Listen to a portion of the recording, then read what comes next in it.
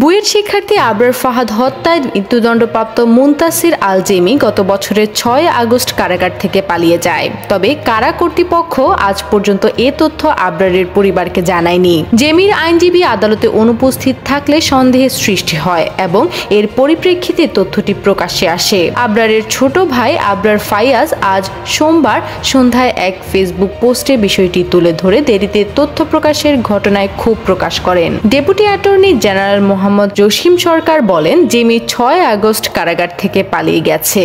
সেই দিন গাজীপুরের কাশিমপুর কেন্দ্রীয় কারাগার থেকে মোট ২০৯ জন বন্দী পালিয়ে যায়। উল্লেখ্য, ২০২৪ সালের ৭ আগস্ট কারা কর্তৃপক্ষ গাজীপুরের কোনাবাড়ি থানায় বন্দীদের পালিয়ে যাওয়ার বিষয়টি নিয়ে একটি মামলা করে। সেই মামলায় নাম উল্লেখ থাকা আসামিদের মধ্যে একজন জেমি। আবরার ফাইয়াজ বলেন, জেমি মৃত্যুদণ্ডপ্রাপ্ত আসামি, তাকে তো কনডেম সেলে রাখার কথা, তাহলে সে কিভাবে পালালো? তিনি আরও বলেন, এই তথ্য এতদিন গোপন রাখার অর্থই হলো তাকে ধরার কোনো চেষ্টাই করা হয়নি। হাইকোর্ট যে কোনো দিন আবরার হত্যা মামলার ডেথ রেফারেন্স ও আপিলের রায় ঘোষণা করতে পারে।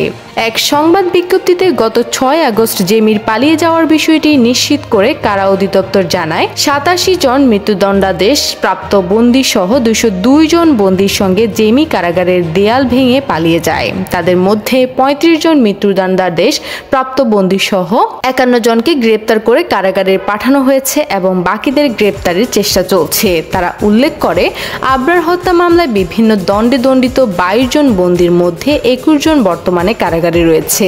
২০১৯ সালের ৭ অক্টোবর বুয়েটের দ্বিতীয় বর্ষের ছাত্র আবরার ফাহাদকে বিশ্ববিদ্যালয়ের ছাত্রাবাসে নির্মমভাবে পিটিয়ে হত্যা করা ছাত্রলীগের একটি গ্রুপ। আবরার হত্যা মামলায় ২০২১ সালের ৮ ডিসেম্বর ঢাকার একটি আদালত ২০ বুয়েট শিক্ষার্থীকে মৃত্যুদণ্ড ও ৫ জনকে যাবজ্জীবন কারাদণ্ড দেয়। ২০২২ সালের ৬ জানুয়ারি মামলার নথি বাধ্যতামূলক পর্যালোচনার জন্য হাইকোর্টে পাঠানো হয়। গত বছরের ২৮ নভেম্বর থেকে মামলার শুনানি শুরু হয়। Desk report, time news.